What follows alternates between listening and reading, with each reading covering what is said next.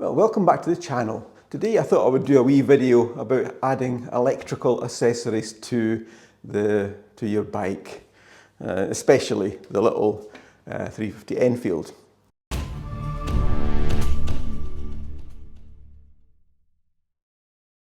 For a long time I've had a TomTom sat-nav fitted to the bike, which I use quite a lot during the summer months when I'm around it, and I have powered that from an accessory socket which is located inside the headlight shell, which I'll get to and I'll show you in detail later in the video. And the beauty of that is that when the bike is stopped, there isn't power constantly up to the head unit for the sat-nav, and the sat-nav only works when the engine is actually running, which is, to me, is perfect. That's the only time I really want it anyway. I was on Sports Bike Shop. I shouldn't go there, it's a bad thing for me. But I noticed they had some Oxford heated grips. Hot Hands, they're called. I'll put a wee picture up here of what it is, Oxford Hot Hands. And I noticed they're doing a new upgraded model which has got more waterproof electrical connectors on it, etc. But they're also selling off the old stock from the previous model, which in many ways are exactly the same for the grips actually on the bars.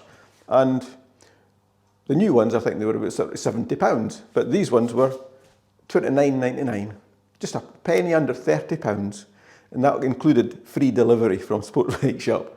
So I thought, you know, heated grips for 30 quid, you can't really go far wrong, can you? So I thought, yeah, I'm going to get them. So then it came to the problem of wiring them up as well. So basically, as you know from previous videos, I've reduced the power consumption of the bike by fitting an LED headlight bulb to the bike, which works great. I've also actually upgraded the two wee spotlights here, and I've actually put LED lights in them as well, and they are much brighter now, as you can see. They're a lot brighter than the wee dull lights that were in there. But again, that has reduced, because they were two 5-watt bulbs, so it was 10 watts, and they're all down to 1 watt. So I'm down to 2 watts compared to 10. So that's another 8 watts I've saved. So basically between what I've saved in the headlight, the LED headlight bulb, and those wee bits as well, I thought that should actually power the grips as well. So now I'm in a position where I can actually ride along. I can plug in my heated vest, my heated gloves, and have my heated grips on as well. And the bike does it. It powers all 3 heated items, and it works great. And it's absolutely roasting. And these grips, they actually get quite hot. They're lovely. They're basic. They have only one heat setting. They're either off or they're on. But when it came to wiring them up, I thought, well, what can I do? It obviously comes with a wiring harness.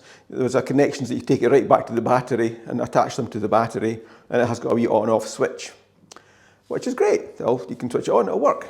But what if you're out on a run one day and you're far from home, you get off the bike, but if I forget to turn off the heated grips, I could be away having a coffee or be away having some lunch, who knows what I'm doing, and all that time the heated grips are on. And when I come back to the bike, yeah, you've guessed it, the bike won't start, the battery's flat. I did some wee bit of investigating, and what I found was there's a fuse in the fuse box, which purely is for the lighting circuit. And it's a 15 amp fuse, which again, I'll show you that in a wee minute.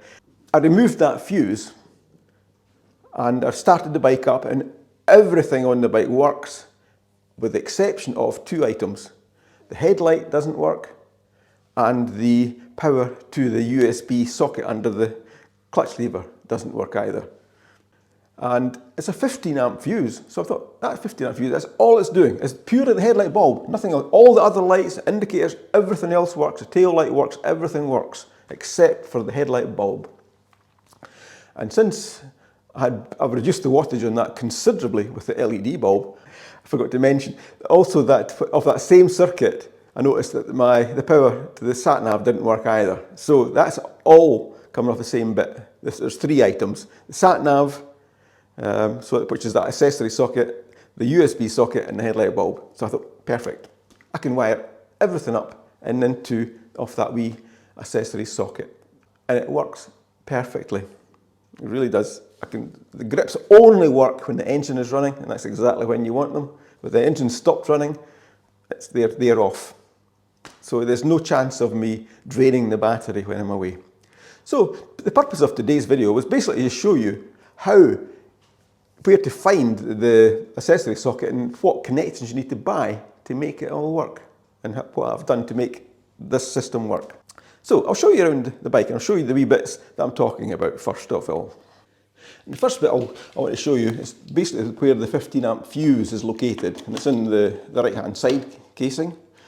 And then beside the battery box down here, there is one 15 amp fuse, which is this one here, and it's classed as the, what's it called again?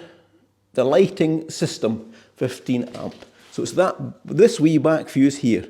That one only feeds the headlight, the USB socket, and the spare accessory socket in the headlight shell. And it only powers those 3 items up when the engine is running. So that is what's feeding it.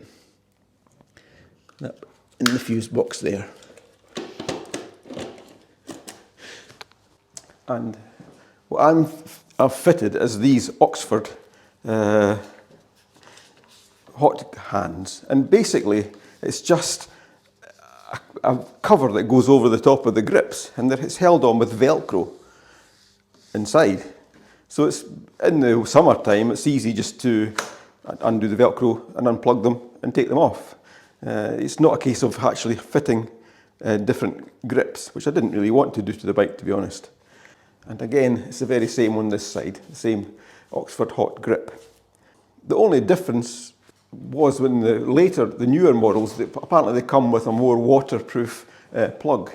So in the cabling coming off the grip, I've actually made my own wee method of protecting it, because inside there's a wee connector that you can split and take off. The idea being, in the summertime, you can actually just unplug that connector here and undo the Velcro, and the grip's away. But what I've done, I've just basically had some sheathing, and I've just covered that connector up so it keeps the water off it, and it gives a wee bit of protection to that one. And in the summertime, just snip the 2 cable ties and open it up and uncouple it. The switch to operate the heated grips isn't the best. It's a wee switch in here. It's either on or off, and it's a wee indicator light down here to tell you when it's on. But the really important bit is to look inside the headlight shell. If you remove the headlight cover, what you're looking for is a small accessory socket which can be found in this side here.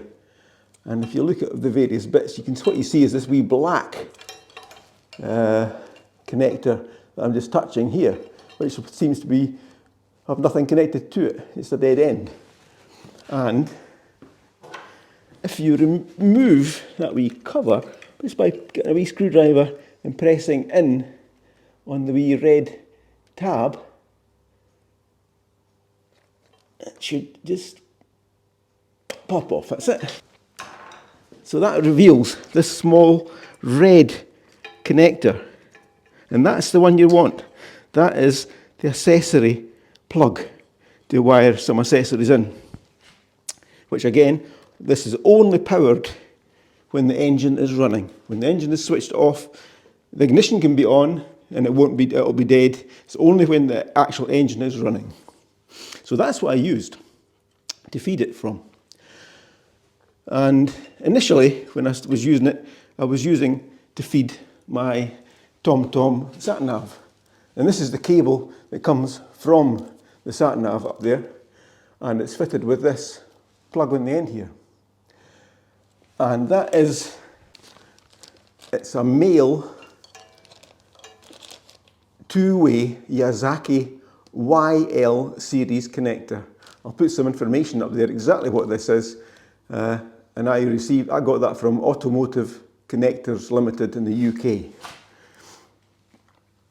So it's a cheap wee connector. It comes with all the bits to fit it. So that's basically what I fitted. Oops, sorry, that's the wrong one. This one here, this is the sat-nav one. So it's only 2 wires that go into it, it's 2 connectors, and that's what I got initially used, and just plugged that, and that fits that wee red connector in there perfectly. And that's what I've been running with, feeding my sat-nav with all summer. So when it came to fitting the heated grips, I thought, well, what am I going to do now? So what I did was basically unplugged this one, because I got the Oxford grips, and this was the cable that basically came from the Oxford grips here. This section here was the one that would go, it was longer than that, and it would go all the way up to the battery. So what I've basically was I chopped the cables off and kept this wee inline fuse with it as well. So I've remade some of the connections on this, so I've kept the fuse, but I've put on another one of the same Yazaki plugs. Again, exactly the same Yazaki plug onto the end of that. So that's plugs, and this goes to feed my heated grips. But then I want to use them both at the same time. I want my sat-nav and my heated grips. So again, it was another Yazaki YL connector I made. I made a small, basically, tail. I know that if you actually go into Hitchcock's website, they actually do make one of these, or they supply one of these for you. They've got a wee two-way adapter that comes off, so which you can purchase. But I made my own, because I had these plugs anyway. I'd already bought some. So basically, I plug the male one into that side there, and that gives me 2 outlets that I can plug in the heated grips and the sat-nav. So basically that was such a simple job to plug in. It's a wee bit tight in there. The Yazaki male plug into the female power accessory plug. That's it, snaps into place. So that's out now. So that's giving me power. And it's a simple case of just plugging in to any of these 2. Just plug them in, and that feeds my heated grips. And I have it tied in that. I tied it away really nicely with cable ties and stuff to keep it looking a bit better. But that's how simple it is. Just to find that adapter and use that to power some electrical accessories. I've used a couple of cable ties, and I've tucked the cables away, so they're all quite neatly moved away out of the way inside the headlight shell. So that's how I've done it. I'll just put the headlight back on again. So that's everything back together again. Just make sure everything still works. It's still working.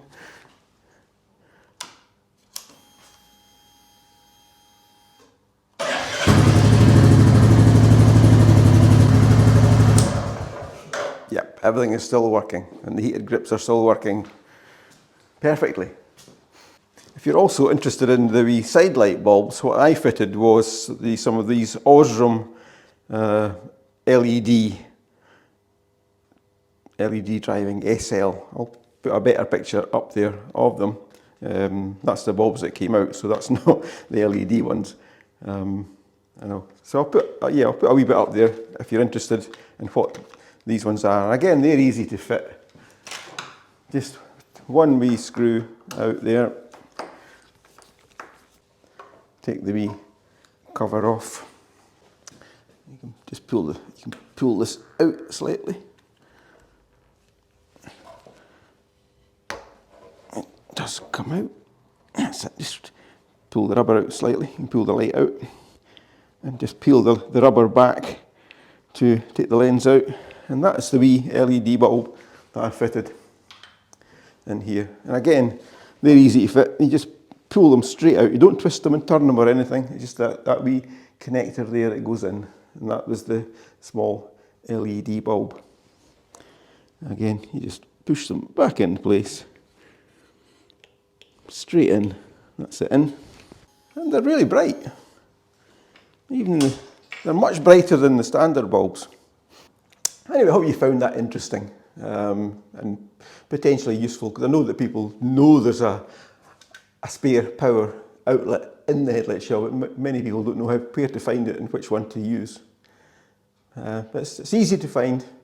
At the end of this video, I'll put up a list of all the bits I've put on: the Oxford grips, the LED side light bulbs, and the Yazaki plugs as well. And I'll probably put a bit in the video description, links to where you can potentially buy them as well, if you're interested. Anyway, for now, take care, ride safe, and we'll see you on the next one. Bye for now.